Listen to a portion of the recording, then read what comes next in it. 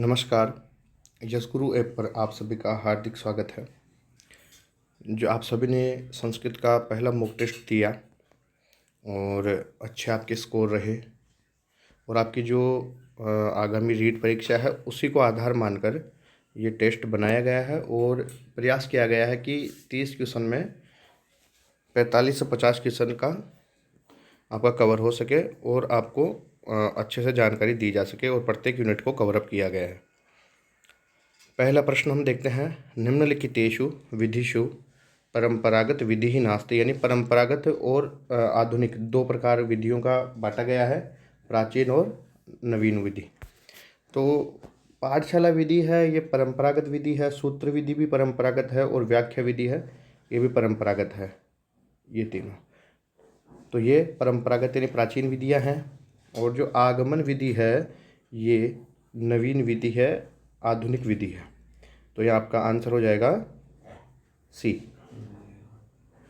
आगमन विधि। अब द्वितीय प्रश्न है, त्रिभाषा सूत्रे संस्कृतस्य स्थितिः वर्तते।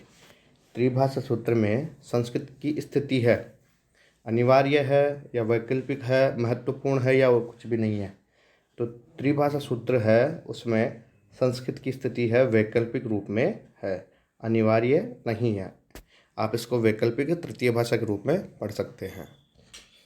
राजस्थाने संस्कृत माध्यमिक विद्यालयेषु संस्कृतस्य पाठनं भवति, यानी राजस्थान में संस्कृत माध्यमिक विद्यालय है। अब यहाँ पे प्रश्न में लिखा हुआ है संस्कृत माध्यमिक, यानी सामान्य विद्यालय नहीं, जो संस्कृत माध्यम के विद्यालय वहाँ पर। तो कुछ ने षष्ठी कक्षा किया, किसी ने तृतीय किया, किसी ने पंचमी कहा, लेकिन यहाँ पे आपका सही आंसर होगा डी। राजस्थान में संस्कृत माध्यम में पहली कक्षा से ही संस्कृत का अध्यापन प्रारंभ हो जाता है, जबकि अन्य जगह तृतीय कक्षा से। संस्कृत भाषायाः सिद्धान्तः नास्ति, जो संस्कृत भाषा के सिद्धांत है, भाषा का सिद्धांत जो आपका टॉपिक है उसमें से रुचि का सिद्धांत, अनुपात क्रम का सिद्धांत, अभ्यासहीन का सिद्धांत और सक्रियता का सिद्धांत। तो यहाँ पे ए, बी और डी आपके सही ऑप्शन है, लेकिन अभ्यासहीन का कोई सिद्धांत नहीं होता। तो आपका आंसर हो जाएगा अभ्यासहीनस्य सिद्धांतः सी, यानी अभ्यास का होता है, अभ्यासहीन का कोई सिद्धांत नहीं होता। संस्कृत आयोग की स्थापना कब हुई? अब गत वर्ष 3 प्रश्न आयोग के आए थे, यानी 3 प्रश्न सन से पूछे गए थे, तो हमें उनकी भी प्रत्येक सन की जो संस्कृत क्षेत्र में जो भी कार्य हुए, जिनकी आयोगों की स्थापना हुई, उनके विषय में भी अपने को पढ़ना है। तो संस्कृत आयोग की स्थापना हुई थी 1956-57 में। तो आपका सही आंसर हो जाएगा ए। ध्वनि विज्ञान संबंधी कौशलानि वर्तन्ते। अब देखिए, ध्वनि विज्ञान यानी 2 प्रकार के हैं, ध्वनि विज्ञान और लिपि विज्ञान। लिपि और ध्वनि। तो लिपि विज्ञान जो संबंधित है वो है जो जैसे लेखन और पठन लिपि विज्ञान से हैं, और श्रवण और भाषण है वो ध्वनि विज्ञान से संबंधित हैं, यानी बी आपका आंसर हो जाएगा। संस्कृत कौशलस्य श्रव्य साधनम नास्ति, ये है थोड़ा सा लेवल का प्रश्न भी है। दूसरा आपको थोड़ा दुविधा में डालने वाला प्रश्न है, ग्रामोफोन। ग्रामोफोन उसका श्रव्य साधन है, भाषा पंजिका भी आपके श्रव्य साधन है, और वेतार यंत्र में यानी रेडियो, जिसको रेडियो बोलते हैं, आकाशवाणी बोलते हैं, ये भी आपके श्रव्य साधन। लेकिन भाषा प्रयोगशाला को लोग श्रव्य साधन बताते हैं, लेकिन भाषा प्रयोगशाला श्रव्य दृश्य में आती है। भाषा प्रयोगशाला एक प्रकार की प्रयोगशाला होता है, एक कमरा रूम होता है, वहाँ पे आप जाएंगे तो आपको स्क्रीन पे शब्द आते रहते हैं और उनका उच्चारण आप सुन सकते हैं। तो उसको आप उसके अनुसार आप भाषा का अभ्यास कर सकते हैं, शब्दों का अभ्यास करते हैं। तो भाषा प्रयोगशाला श्रव्य दृश्य साधन है। प्राथमिक स्तरे पाठ्यपुस्तक निर्माणे कस्य आवश्यकता भवति। अब प्राथमिक स्तर पे अगर आप पाठ्यपुस्तक निर्माण करते हो तो किसकी आवश्यकता होती है? शीर्षक के बिना कोई पाठ होता ही नहीं है, सही है। चित्रों की, अब चित्रों की भी आवश्यकता होती है प्राथमिक स्तर पे। रोचकता की भी होती है, अगर रोचकता होगी तो पाठ अच्छे लगेंगे, यानी यहाँ पे आपके सभी विकल्प सही है, डी। भाषा कौशलानां विपरीत क्रमः अस्ति। भाषा कौशल का जो विपरीत क्रम क्या है? श्रवण, भाषण, पठन, लेखन, ये वैज्ञानिक क्रम है। अब विपरीत क्रम क्या होगा? तो उसका उल्टा कीजिए, श्रवण, भाषण, पठन, लेखन। तो ऐसे प्रश्न अगर घुमाए तो आपको कंफ्यूज नहीं होना है और आराम से प्रश्न को 2 बार 3 बार पढ़ना है, फिर आपको आंसर देना है।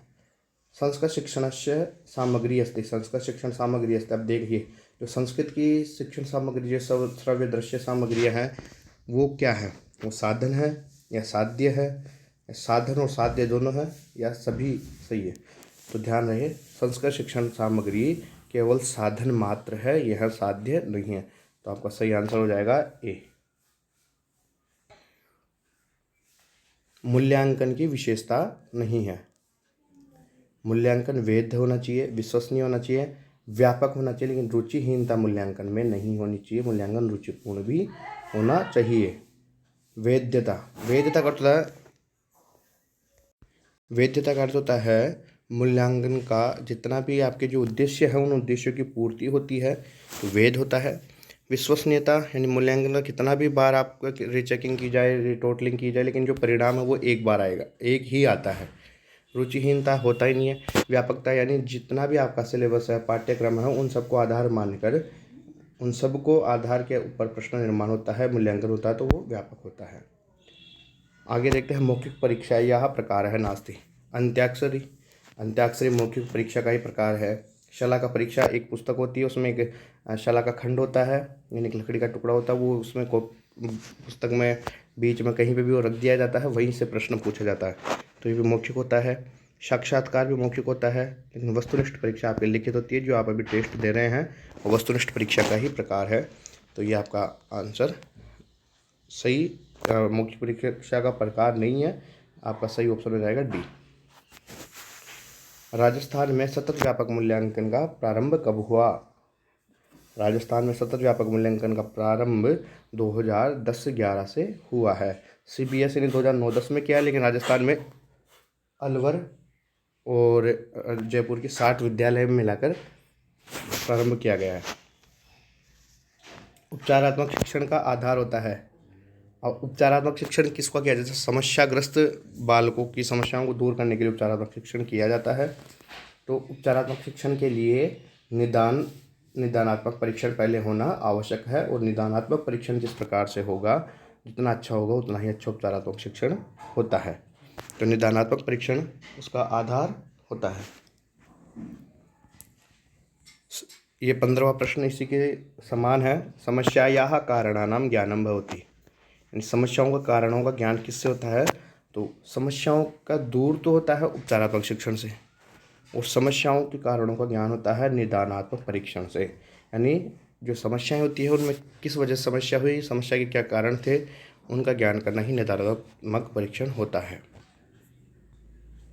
ये जो गद्य है आपके, एक गद्य एक पद्य आएगा भाषा द्वितीय में, और प्रथम भाषा में 2 गद्य ही आएंगे। तो ये जो गद्य है इसको पढ़ें और इसके अनुसार 4 या 5 प्रश्न जो आएंगे आपको उनका उत्तर देना है। तो पहला प्रश्न है, जो 16 प्रश्न आपका, न्यवसन। न्यवसन अत्र कः लकार है किम वचनम च। यहाँ 2 प्रश्न एक प्रश्न में ही पूछे गए हैं कि यहाँ कौन सा लकार है और कौन सा वचन है। तो संस्कृत में 3 वचन होते हैं और लकार 5 है। ऐसे तो 10 लकार होते हैं, लेकिन हमें हमारे जो 5 ही पढ़ने होते हैं, लट, लोट, लिट, लंग और विधिलिंग। तो यहाँ पे होगा न्यवसन में लंग लकार बहुवचन। नी उपसर्ग है, वस धातु है, लंग लकार और बहुवचन प्रथम पुरुष है। एवैकश्याम अत्र कः संधि। यहाँ ध्यान से देखिए, एवैकश्याम यानी सामान्य रूप से आपको ध्यान रखना है, जहाँ 2 मात्रिक आए वहाँ वृद्धि संधि, जहाँ 1 मात्रा आए वहाँ गुण संधि। तो यहाँ 2 मात्रा है, सीधा सीधा हो गई वृद्धि संधि। अब इसका संधि विच्छेद देखते हैं। एव एकश्याम, एव एकश्याम, तो इसके संधि एव प्लस एकश्याम, इसका संधि विच्छेद हो गया। तो आपका सही आंसर है वृद्धि संधि सी। संख्या ज्ञान का आपका प्रश्न आएगा। 61-अष्टादशशततमे, इसका अंकों में क्या रूप होगा? तो सीधा सीधा लिखती चलिए।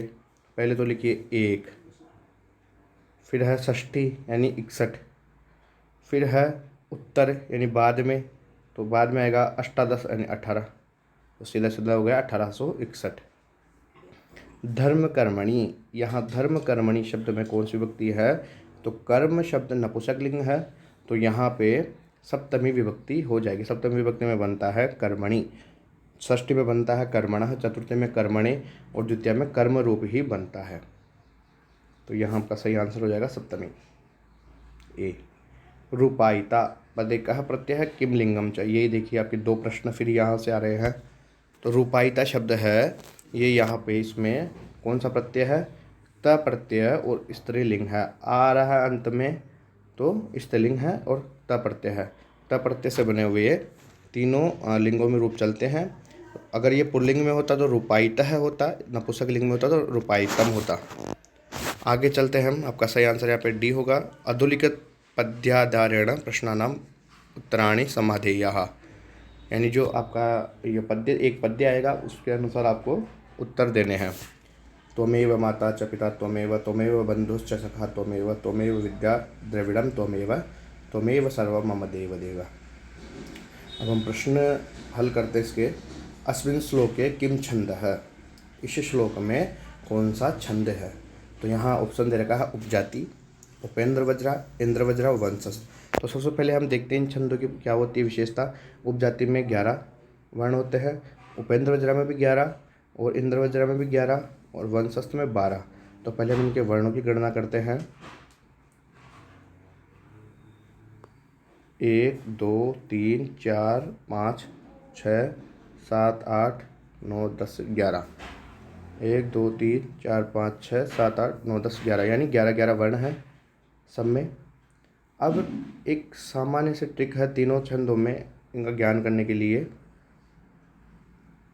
उपजाति उपेंद्र वज्रा और इंद्र वज्रा का मिश्रित रूप है, यानी एक पद उपेंद्र वज्रा का एक इंद्र वज्रा का कैसे भी आए तो ये हो जाता है उपजाति। उपेंद्र वज्रा में देखिए ऊ है वो लघु है यानी छोटा है, और इंद्र है इसके आगे के आधा वर्ण होने की वजह से ये गुरु हो गया। तो यहाँ पे भी आपको देखना है कि जिसका पहला वर्ण हमेशा लघु आए वो उपेंद्र वज्रा चारों पदों में, और जिसका वर्ण पहला गुरु आए वहाँ इंद्र वज्रा, और जहाँ एक लघु एक गुरु आए वो उपजाति। तो यहाँ पे सभी लघु वर्ण है, तो लघु वर्ण में यहाँ पे आपके हो जाएगा उपेंद्र वज्रा। प्रयुक्त श्लोक कह अलंकार है। अब यहाँ कौन सा अलंकार है?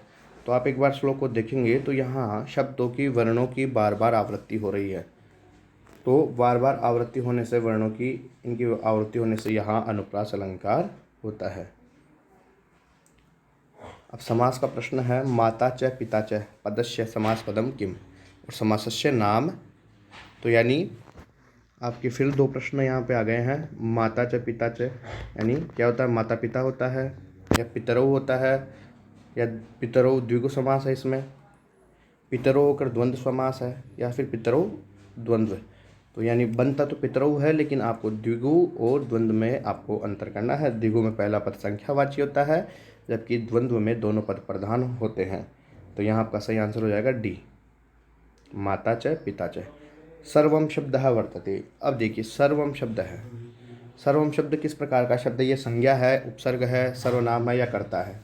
तो आपको बता दें सर्वम शब्द सर्वनाम पद है।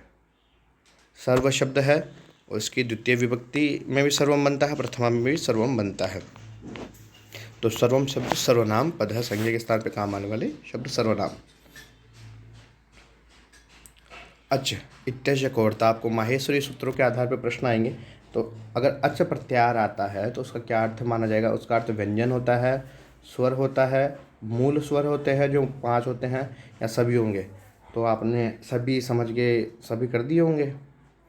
अच का अर्थ होता है स्वर, अच स्वर होते हैं, और ये कितने होते हैं? ये 9 होते हैं। अ ई उ री ली ए ओ ऐ औ, ये 9 अच होते हैं, और हल होते हैं व्यंजन। वाक्य मिदम अनुवादयत, यानी आपको इस वाक्य का अनुवाद करना है। तो आपके एक प्रश्न आता है अनुवाद का, अनुवाद का अशुद्ध संशोधन का ऐसे प्रश्न आएंगे। तो राजा भिक्षुक को धन देता है। अब यहाँ दान देने के योग में है, तो दान के अर्थ में हमेशा कौन सी युक्ति होती है? चतुर्थी। दान देने के अर्थ में कौन सी युक्ति होगी? चतुर्थी। तो आप स्मरण करें, आप देखेंगे राजा भिक्षुकम धनम ददाति, लेकिन जिसको धन दिया जाए, दान दिया जाए, उसमें ही चतुर्थी होती है, देने वाले में नहीं होगी। तो भिक्षुकम धनम ददाति गलत है, भिक्षुके धनम ददाति गलत है, भिक्षुके सप्तमी विभक्ति है ये, भिक्षुकाय धनम ददति। अब देखिए यहाँ पे राजा भिक्षुकाय धनम ददति, प्रश्न तो भिक्षुकाय तो सही है, लेकिन ददति बहुवचन बन गया, जो कि वाक्य अशुद्ध है। राजा भिक्षुकाय धनम ददाति, ये आपका सही ऑप्शन है, सही विकल्प है। तो इससे आपका एक तो धातु रूप का भी ज्ञान हो रहा है और साथ साथ में आपका प्रश्न भी सही हो रहा है। बालक है गीतानि गायति। अब देखिए वाच्य परिवर्तन में आप सबको बहुत समस्या रहती है। तो यहाँ पे सूत्र है 1 2 1 बटा 3 1 1। तो अगर कर्तृवाच्य में वाक्य है तो उसको ये अप्लाई कर दीजिए। तो अब देखिए बालक की तृतीय विभक्ति बनेगी बालकेन, बालकेन, बालकेन और बालक है, यानी ये तो अशुद्ध है। चतुर्थ तो सीधा सीधा अशुद्ध। अब 3 विकल्प रहे आपके पास। गीतानि, तो गीतानि शब्द, गीतम शब्द का नपुंसक लिंग शब्द द्वितीय विभक्ति बहुवचन है। तो गीतानि का प्रथम विभक्ति एकवचन भी गीतानि ही होता है। तो चतुर्थ ऑप्शन तो आपका गलत है ही। तो आपका गीतानि गीयते, गीतम भी एकवचन में आएगा, ये भी गलत है। अब ऑप्शन आपके पास बचे हैं 2, ए और सी। अब जब आप यहाँ पे ये सूत्र लगाते हैं 3 11 11 वाला, तो इसमें आपको पता है कर्म के अनुसार कर्म एकवचन में प्रथम विभक्ति में हो जाता है और क्रिया भी कर्म के अनुसार होती है और यते प्रत्यय जुड़ जाता है।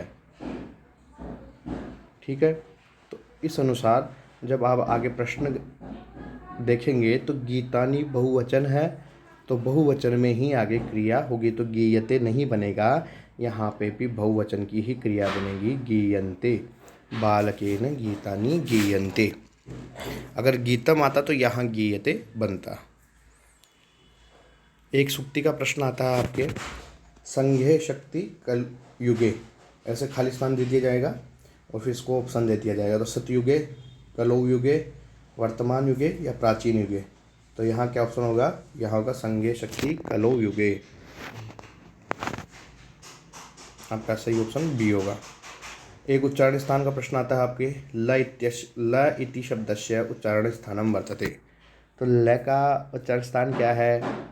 कंठ है, दंत है, ओष्ठ है या नासिका है? तो यहाँ उच्चारण स्थान आपको बताना है।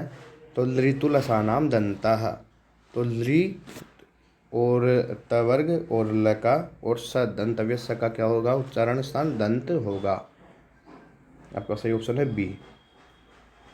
वाक्यमिदं संशोधयत, यानी इस वाक्य को आपको सही करना है, शुद्ध करना। तो ग्रामस्य परितः वृक्षाः सन्ति, तो ये अशुद्ध वाक्य है, इसको आपको सही करना है। तो ग्रामं परितः वृक्षाः सन्ति, ग्रामात् परितः वृक्षाः सन्ति, ग्रामाय परितः वृक्षाः सन्ति, ग्रामं परितः वृक्षाः सन्ति। तो समयानिक्सा उभय, इन शब्दों के योग में परितः, उभयतः, इन शब्दों के योग में कौन सी विभक्ति होती है? द्वितीया। तो ग्रामं परितः वृक्षाः सन्ति, आपका सही ऑप्शन है ए। तो आपने इन 30 क्वेश्चनों को किया, 30 प्रश्नों को किया, तो आपको ये सब आपके परीक्षा को आधार मानकर ही बनाए गए हैं। और भी आपको धीरे धीरे ये प्रश्न आने वाले मॉक टेस्ट हैं, उनमें आपको और भी इस तरह आपका बढ़ता जाएगा। साथ ही आपके सभी प्रश्नों का सभी यूनिट को कवर अप करके फिर प्रश्न निर्माण किए जाएंगे आपके। फिर भी कोई समस्या हो आपके तो आप कमेंट कर सकते हैं और ग्रुप में मैसेज कर सकते हैं। इसी प्रकार से आने वाले जो प्रश्न हैं आप उनके लिए तैयार रहें और तैयारी करते रहें। कम से कम भी नहीं तो आपके इन जो 6 या 7 जो मॉक टेस्ट होंगे आपके, इनमें से आपके 25 से 27 प्रश्न के बीच में आपके या इन प्रश्नों के अनुसार आपके प्रश्न आएंगे।